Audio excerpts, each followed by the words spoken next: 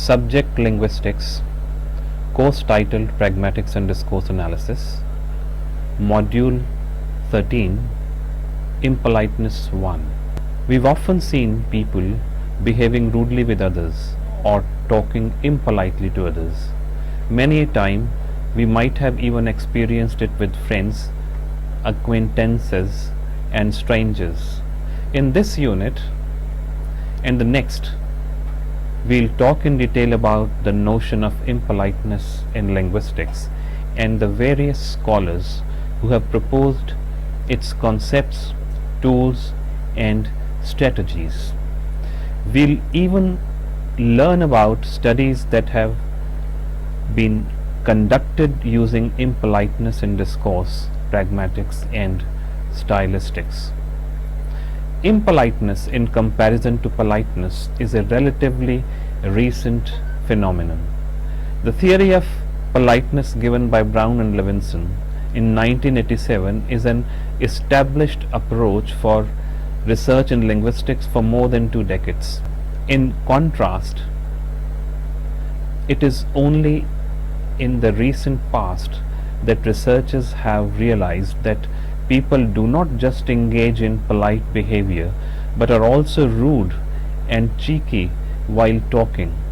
Thus the need for understanding impoliteness.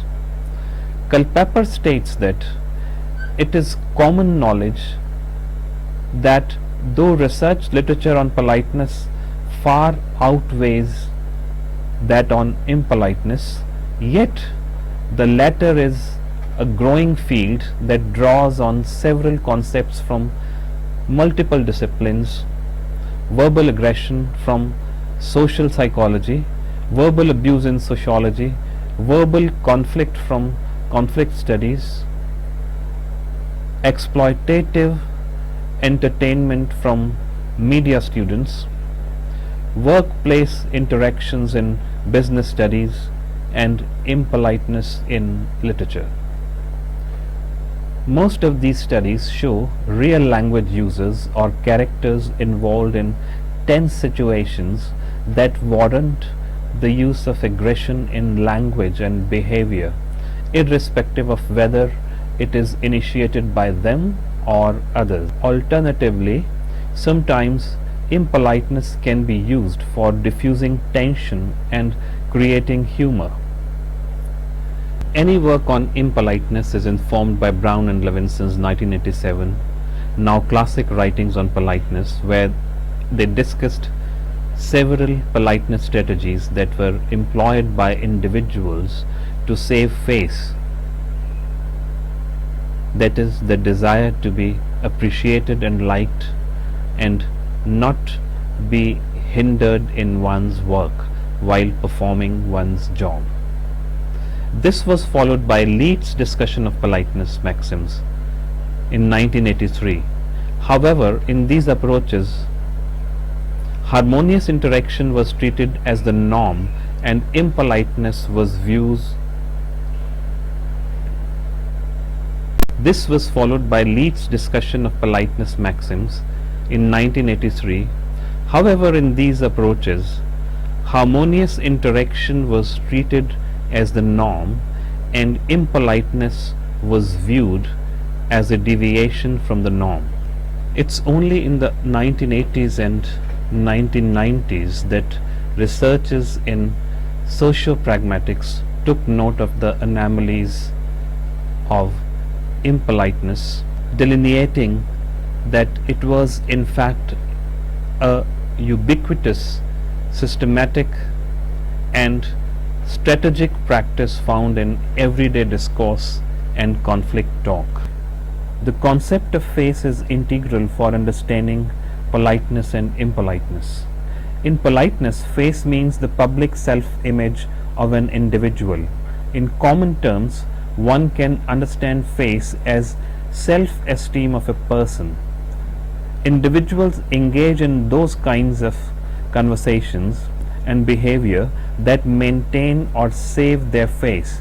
For example, agreeing with someone, avoiding conflict, asking someone to do something in a very polite way, etc. However, this notion of face changed with respect to impoliteness. No longer did individuals save one's face to be polite as stated by Brown and Levinson, but according to Lings 1980, they also engaged in face attack and face aggravation when they were impolite. That is, they damaged a person's public image, causing the person to feel embarrassed or inferior in some way. For example, talking rudely to someone when standing in a line for a railway ticket, or belittling someone who you dislike at a party. A discursive struggle between participants where one sees how this kind of impoliteness can be seen across a conversation or discourse.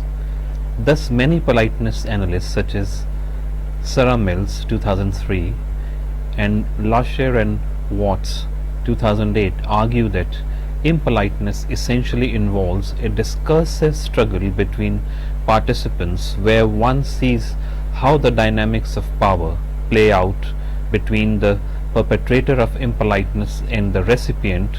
Hence, the focus should be on the struggle between participants and their use of impoliteness. Sample the following conversation at the railway ticket counter. Here, Mohan is standing in line waiting to buy a ticket when Arun comes in between to buy one. Mohan: will you please shift? I was first in line. Arun: so what? I'm in a hurry. Mohan: what do you mean that you are in a hurry? Everyone standing here has work to do, so go back and stand in line. Arun: I won't. Why don't you go back and stand? Mohan: behave yourself and maintain the line, or else I'll call the guards. In this brief conversation, we find that impoliteness spreads across the turns of the participants where each is trying to outdo the other. So Mills says it is better to analyze impoliteness as a discursive struggle for power. Several works have been produced that focus on the interplay between impoliteness and power in various social contexts such as political campaigns, conflict in workplace. They include Bousfield's detailed discussion and analysis of impoliteness and implicature in television shows. Culpepper's model of impoliteness that focuses on the strategies that cause face damage, and his recent work that charts out a dynamic interpersonal model of impoliteness and the conventional impoliteness strategies used in media and real life interaction. His interpersonal model includes the following factors on the basis of which speakers assess the use of impoliteness: immediate and broader social contexts, attitudes and beliefs of the speaker and the hearer, frequency of such incidents in the past for them, their social roles, the physical setting and the time, the specific language structure employed in talk, etc. Culpeper in his work has analyzed the use of impoliteness in the British television show The Weakest Link, and he has conducted research on his university students, asking them questions on the meanings of impoliteness and their personal experiences about it. Such a research has helped him to understand what real language users feel about impoliteness and its prevalence in society. He has even studied impoliteness in drama, particularly the interaction between Lady Macbeth and Macbeth in Shakespeare's play of the same title. In the drama analysis, he has found the strategies used by Lady Macbeth to denounce her husband's fear and insult his manliness so that he maintains courage amidst crisis. An important function of impoliteness is its use for humor. Commonly, the graffiti on streets and walls, though impolite, are humorous. Even some television shows that have political overtones portray humor by the use of impolite language. Here, impoliteness can be related to implicature, the said and the unsaid, to convey more than is said. Let us understand the meanings of impoliteness. With so many researchers working in the area and each with a different orientation, there seems to be no single definition of impoliteness.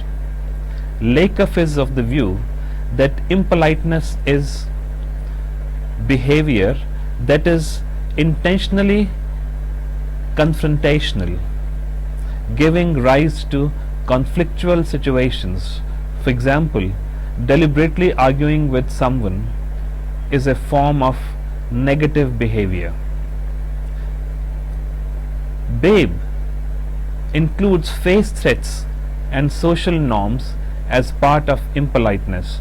For her, impoliteness is the equivalent of face threatening behavior that is against social expectation and social norms. Not providing a seat to an elderly person at the bus stand can be one such instance. Topography expands the notion of impoliteness, making it a progressive climb from politeness, rudeness, to impoliteness, unmarked politeness, unmarked rudeness, marked politeness, marked rudeness, and impoliteness. For her, impoliteness is equivalent to rudeness, that is against social norms, and is face threatening to both the hearer and the speaker. She says that it is marked rudeness, not conventionalized relative to the context of occurrence.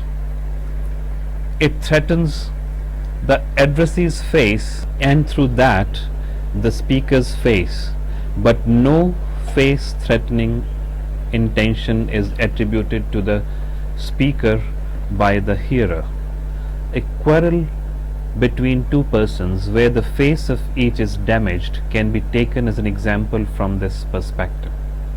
She also states that over politeness can be a form of impoliteness that threatens a person's face.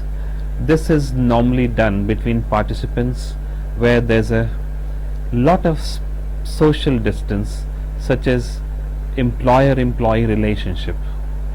Bousfield is of the view that any behavior that is face aggravating in any context can be considered impolite, thus broadening the scope of impoliteness. For Bousfield, impoliteness is inextricably linked to deliberately hostile and unwarranted behavior coupled with aggression, the latter increasing the face threat and therefore the face damage.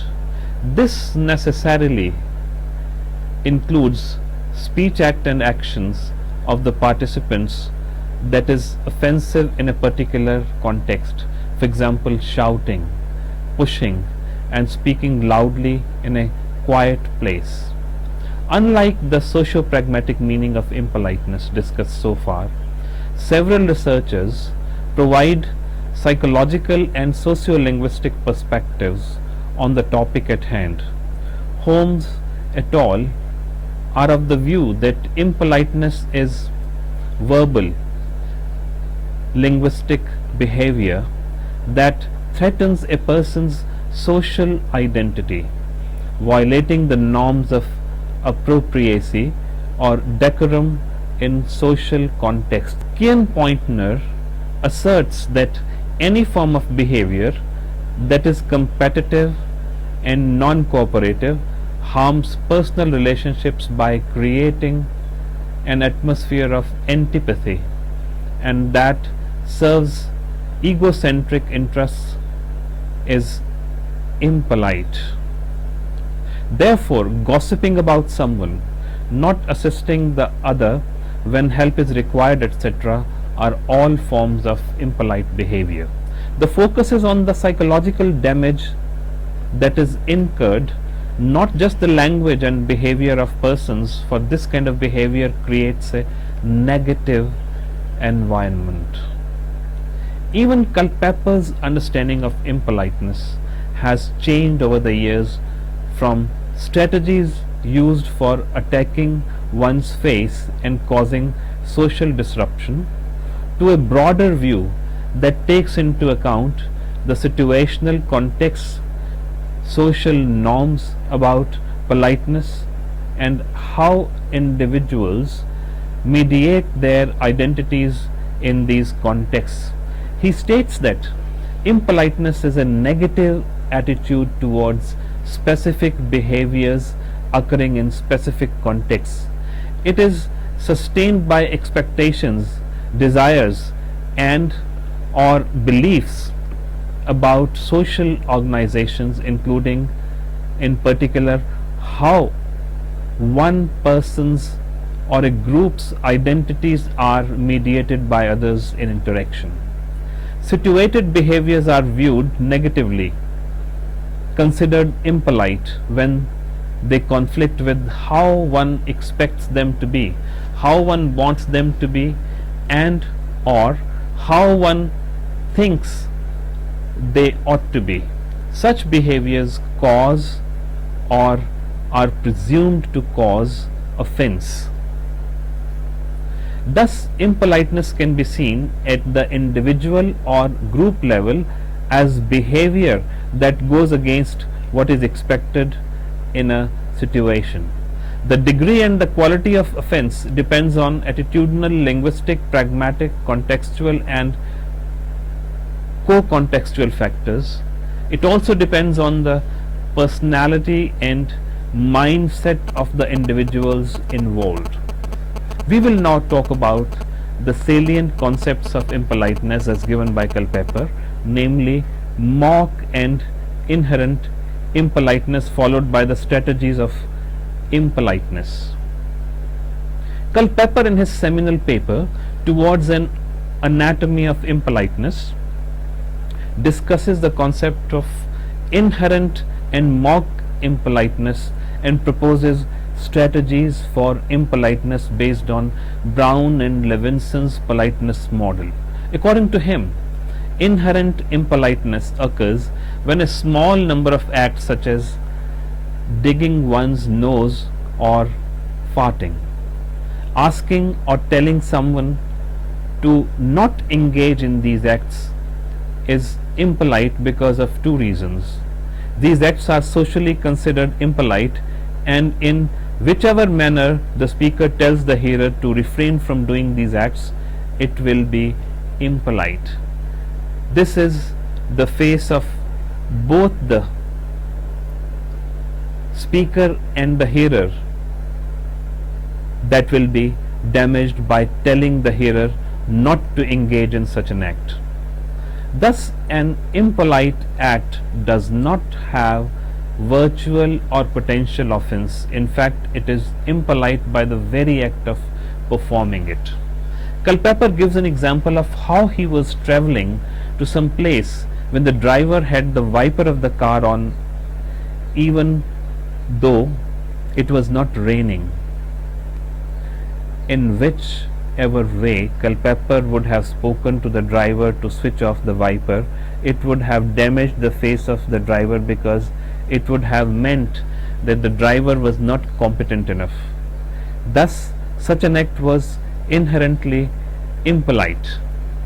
In contrast to inherently impolite language, we have mock impoliteness, commonly called banter, or as Culpeper puts it, impoliteness that remains on the surface, since it is understood that it is not intended to cause offense.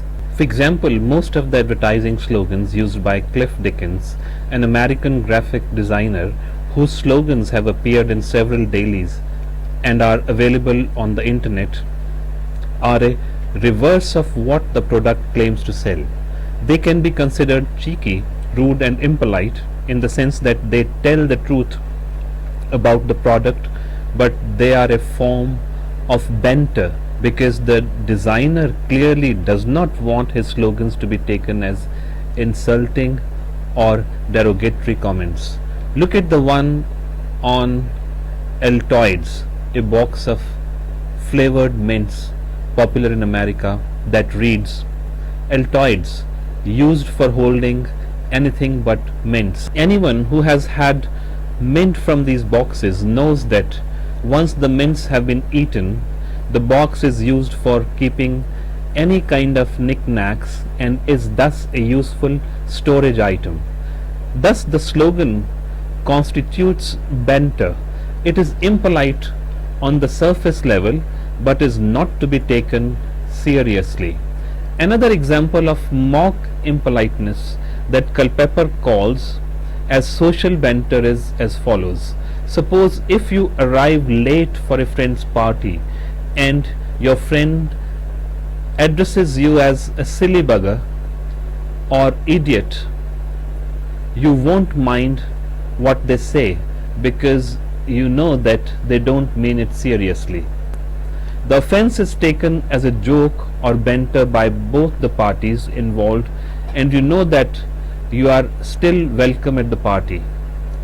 Culpeper cites research on the use of ritual insults that have been studied by Lubber, where African American adolescents abuse the female members of each other's family as part of the game, and no one takes offense because it is meant to be taken non-seriously. In fact, such behavior is considered a rites of passage into adulthood for African American teenagers. Banter is even found among social groups living in remote areas such as the Eskimo community. We will now discuss in detail Culpeper's strategies of impoliteness, which can be applied on any text for analysis. Moreover, paying attention to the language used in a particular strategy is extremely helpful in understanding the use of impoliteness and its context. Culpeper's strategies of impoliteness are modeled on those of Brown and Levinson's, as he states, impoliteness is very much the parasite of politeness. Brown and Levinson use the variables of relative power, social distance, and the rank or size of the imposition of the act involved to measure the extent of a face-threatening act, that is FTA. That is, the lesser the imposition of an act, the lesser power and social distance there needs to be between participants, and lesser is the degree of politeness, and vice versa. For example, an employer asking his employee to work on the weekend when he has plans for an outstation trip is imposing on the latter's face. It is a forceful imposition and therefore requires more power and social distance between the two, the employer being the powerful party, and hence more politeness is needed by the employer to implement this act. Brown and Levinson discuss 5 politeness super strategies, the use of which denote the degree of face threat, and likewise Culpeper proposes 5 impoliteness super strategies where the use of each successive strategy increases the level of face threat. We will now discuss each of these super strategies of impoliteness in detail. The first one is known as bald on record impoliteness. This is unlike Brown and Levinson's bald on record strategy that happens in some situations, such as an emergency exit in case of fire, where the face of the hearer is not important and one can therefore be direct, leaving out politeness. In contrast, Culpeper's super strategy involves the use of speech and behavior that directly impinges on someone's face. Here, face is important.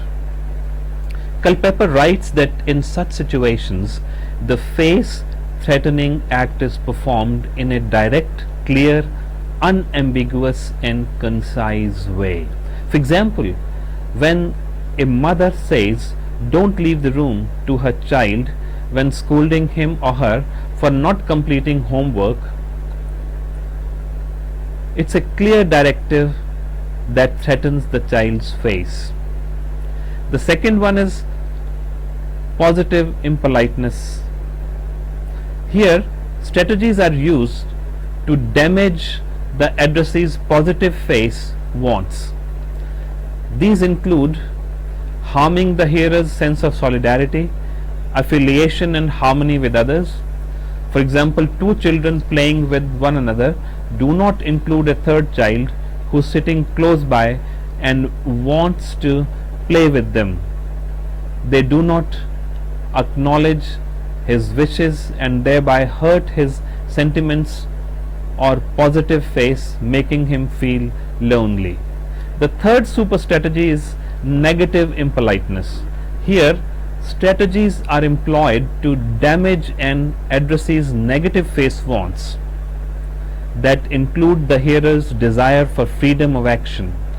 Look at the following exchange between two girls from different economic backgrounds. Kiran: I spent the summer holidays at home with my family members. Jyoti: oh, that's so dull. We had a great time. My father took us to Disneyland in America. Jyoti shows off her financial power vis-a-vis Kiran by mocking the way Kiran spent her holidays and boasts of her trip to America. This action by Jyoti figuratively invades Kiran's personal space and sense of freedom, making her feel small.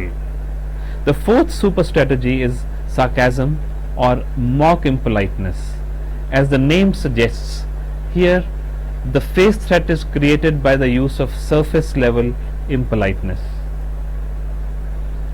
that is not meant to be taken seriously. Culpeper bases his idea on Leach's concept of irony, but he prefers the term sarcasm since it causes more social disruption, hence is more impolite. For example, a student might sarcastically refer to his boastful classmate who pretends to know a lot but actually knows nothing as a genius or an Einstein. Withholding politeness is the last super strategy. Here, face threat is created by not being polite when it is expected. For example, not greeting someone who greets you is clearly impolite because the other party expects to be greeted. Each of these super strategies is performed through various output strategies that highlight either positive impoliteness or negative impoliteness.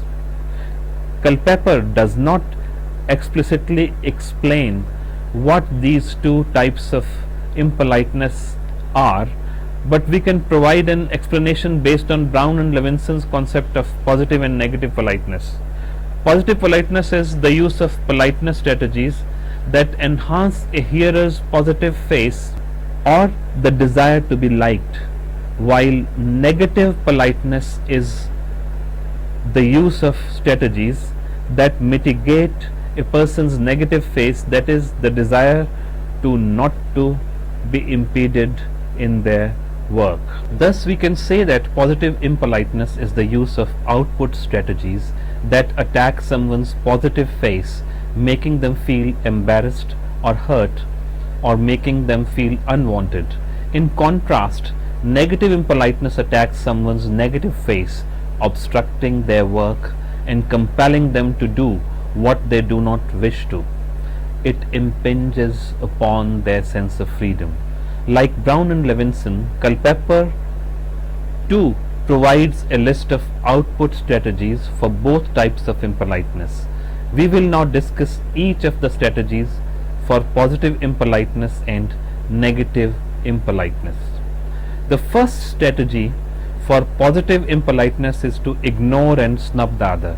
That is, failing to acknowledge the other person's presence and their wants, making them feel hurt. For example, not asking one of your friends to go to a party with you while you ask another friend.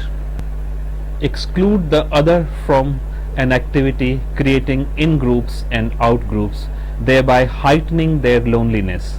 Not including some family members in your family outing can be an example of this kind of impoliteness.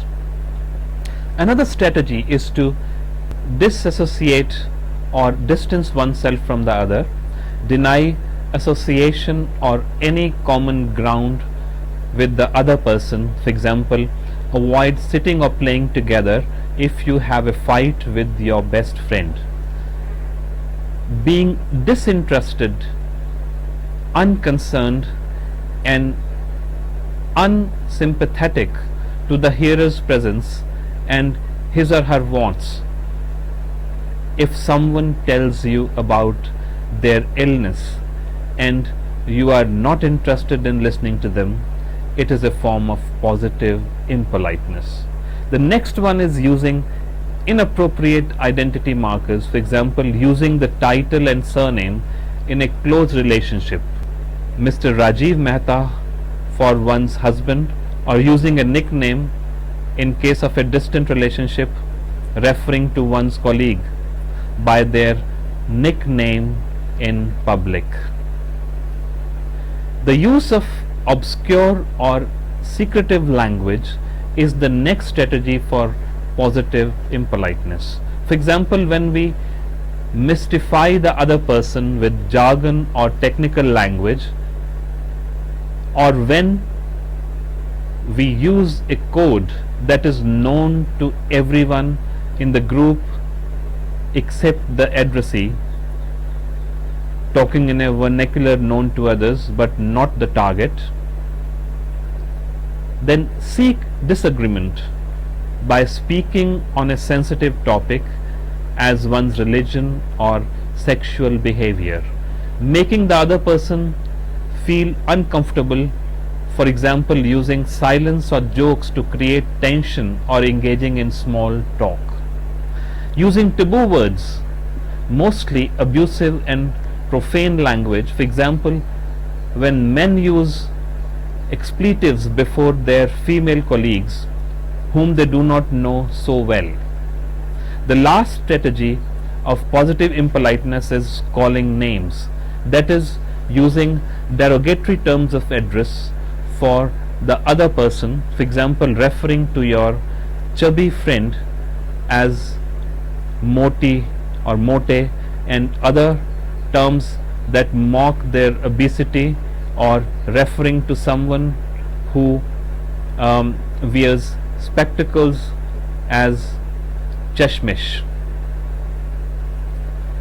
We will now learn about the strategies of negative impoliteness as given by Culpeper.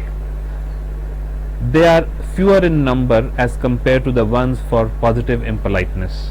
The first one is to frighten the other person, that is, to instill a belief that actions detrimental to them will occur. For example, scaring someone into believing that if they do not perform a particular religious ritual, they will fall ill. To condescend, scorn, or ridicule the target by emphasizing one's power is the next strategy. One way of doing this is by being contemptuous. For example, the character of Estella is quite condescending in her behavior towards Pip in Charles Dickens' Great Expectations. The next one is to not treat the other person seriously or to belittle them by using diminutives. For example, referring to one's wife as little baby or little princess can be considered impolite if the wife strongly wishes to assert her identity. Invading the other person's space literally, for example, by positioning ourselves physically closer to the other than the relationship permits, or metaphorically by asking or speaking about information that is too intimate considering the relationship, is another form of negative impoliteness. For example, asking about a person's sex life, an intensely personal issue, is clearly impolite. Explicitly associating the other with a negative aspect, such as using personal pronouns I and you when blaming the other for some action. The last strategy is to put the hearer's indebtedness on record, that is, speaking about what the speaker has done for the hearer, causing him or her to feel embarrassed.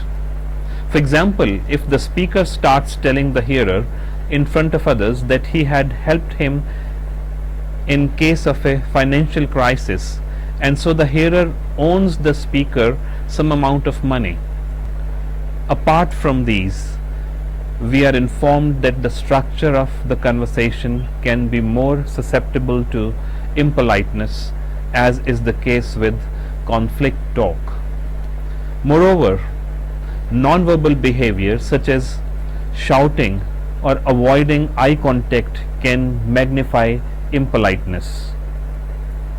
In this unit, we have discussed in detail the notion of impoliteness, its various meanings, the notions of mock and inherent impoliteness, and its super strategies and strategies as given by Culpeper.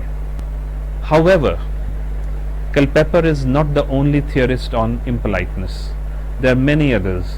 Therefore, in the next unit, we will discuss the strategies of impoliteness as given by other theorists, the relation between gender and impoliteness, and then analyze a text using all the strategies of impoliteness we have learned so far. Thank you.